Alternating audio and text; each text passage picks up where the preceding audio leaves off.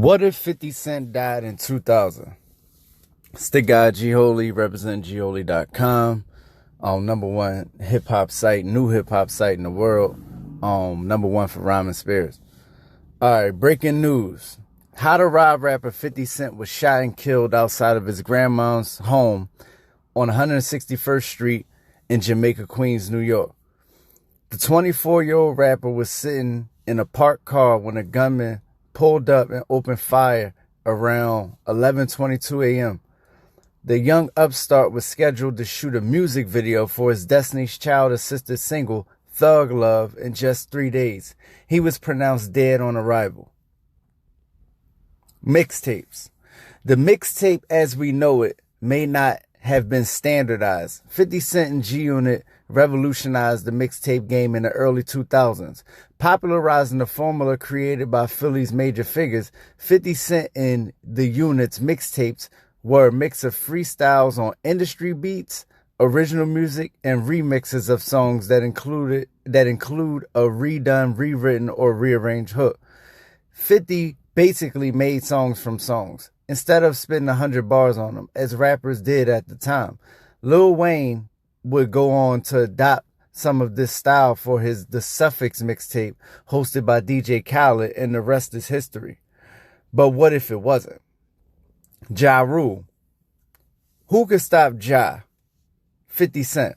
50 Cent made it a point to make Rule his arch nemesis, subsequently making his come up Ja Rule's downfall. Also, Ja, on his way down, gave us some bangers like Clap Back and the Fat Joe Jadakiss assisted New York. Would Rule have fallen off of natural causes? How would a longer Ja Rule reign have affected newcomers who occupied the crooner space like Drake? New York City.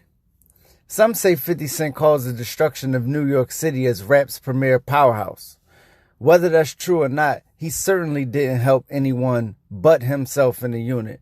He went at Nas, Diddy, Fat Joe, Jay-Z, Jadakiss, and Ja Rule, as they were all still relevant and doing numbers. Simultaneously, the South's reign was closing in on the East Coast. 50 had some elements of his style that were very Southern, which helped him flourish in the South and West Coast markets.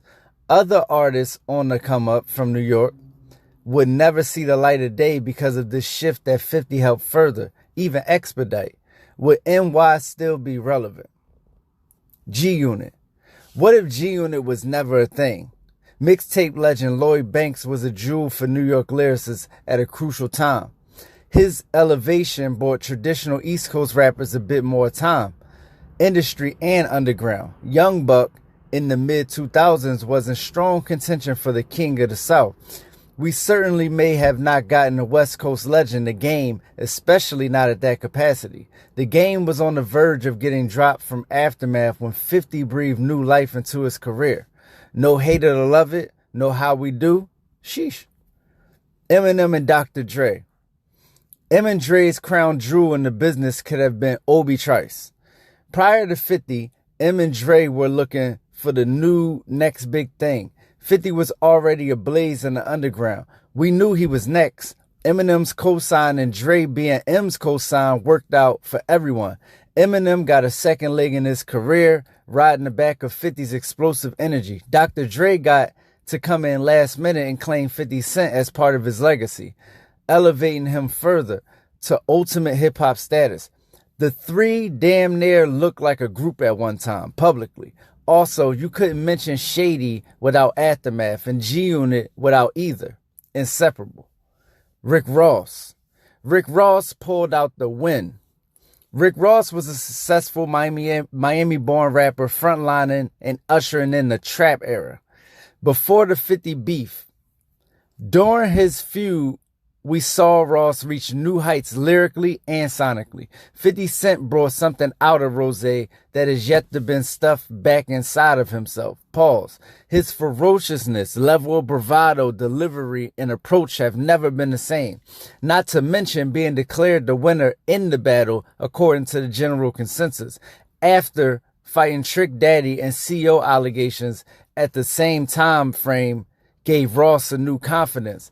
This was the fullest of displays. This was on the fullest of displays on BMF, originally from the Albert Einstein EP, featuring fellow G-Unit foe, Styles P.